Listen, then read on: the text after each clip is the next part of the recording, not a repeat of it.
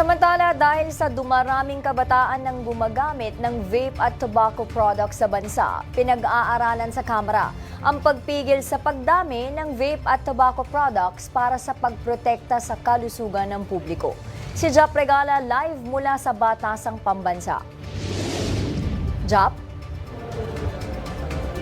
Nudge pag-amyenda sa tax na kinokolekta sa mga vape products. Yan ang naging sentro ng diskusyon ng mga mambabatas sa Kamara ngayong araw.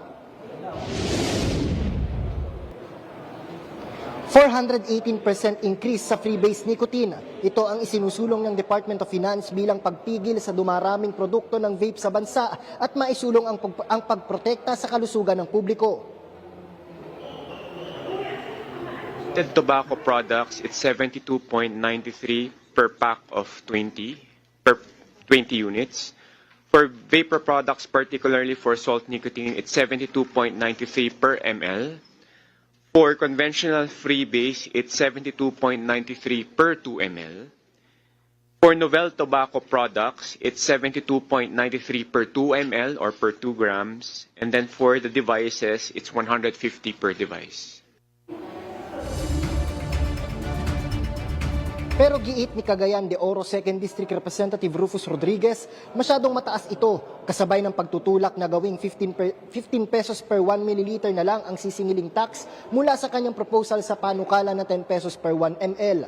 Dagdag pa ng mambabatas, kailangan din anya munang mapigilan ang pag-smuggle ng mga illicit cigarette at vape products. Kahit kasi anya itaas ang tax nito, mas mapapalakas lang ang pagtaas ng tax nito ang pagdami ng mga smuggled heated tobacco at vape products na pinupuslit sa ilang bahagi ng bansa. Mr. Chairman, I fully support the public health objective of discouraging e-cigarette use through the imposition of higher taxes. But we have seen, Mr. Chairman, the data and the facts presented February last week, it is very obvious that the public health objective cannot be attained for as long as smuggled products continue to flood the market, especially in Mindanao, where 70% to 80% are coming from the neighboring areas of Mindanao. Ayon naman sa Philippine Coast Guard, wala pa silang nahaharap na kaso ng smuggled vape products dahilan para ipag-alala ito ni Committee Chairperson Miro Kimbo.